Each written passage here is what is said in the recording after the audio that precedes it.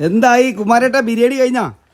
ബിരിയാണി ഇന്ന് 10 മണിക്ക് ഞങ്ങൾ പൊറാട്ടയും ചിക്കനും 12 ആളുണ്ടായിരുന്നു. ബിരിയാണി 12 ആൾ പഠിക്കാണ്ടായിരുന്നു. ഇപ്പൊ 4 മണിക്കാണ് അവര് ഊണയിച്ചത്. അപ്പൊ ഇന്ന് കുമാരേട്ടന്റെ എന്താ പറയാ കംപ്ലീറ്റ് വാർപ്പല്ല എന്താ പറയുന്നത്, സൈഡ് വാർപ്പ് കംപ്ലീറ്റ് കഴിഞ്ഞു. ടിൻഡല് കഴിഞ്ഞു. അപ്പൊ ബിരിയാണി ഒന്നും വെച്ചില്ലേ നോക്കായതുകൊണ്ട് അല്ലേ? ബിരിയാണി ഞങ്ങൾ മെയിൻ വാർപ്പിന് വെക്കാൻ കുമാരൻ ചേച്ചിയാ അതല്ല ചേച്ചിക്ക് നല്ല രാഹത്തിലായിട്ടാ.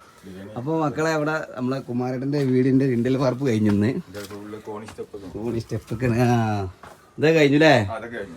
കുറച്ച് ദിവസം പണിക്കാർ വരാതെ ഒന്ന് ചിപ്പ, കാരണം തിരക്കായതുകൊണ്ട്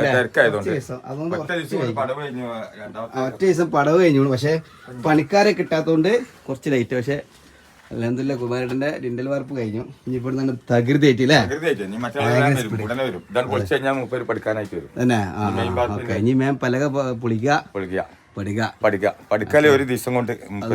പിന്നെ മെയിൻ വാർപ്പിന് എന്ത് ബിരിയാണി നമുക്ക് ചിക്കൻ തന്നെ ആയിക്കോട്ടെ. ചിക്കൻ ബിരിയാണി അന്ന് കുറച്ച് ആളുണ്ടാവും നോൽബ.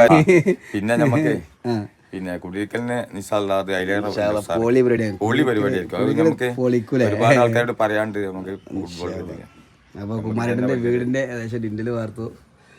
പണി ഇവിടുന്നാണ് തകൃതിയായിട്ട് അല്ലേ? ഇപ്പൊ ഇതാറ് ജേഴ്സി നമ്മളെ പാണ്ടിക്കാട് കുഞ്ഞാന്റെ ജേഴ്സിയാണ്. 18 ജേഴ്സി ഉണ്ട് എനിക്ക്. കുഞ്ഞാനെ എന്റെ ജേഴ്സി ഇട്ട് കിട്ടുന്നത്. അപ്പൊ വീണ്ടും കാണാം. ഞാൻ ഇതിൽ പോയപ്പോ ഇങ്ങനെ കീരിയതാ.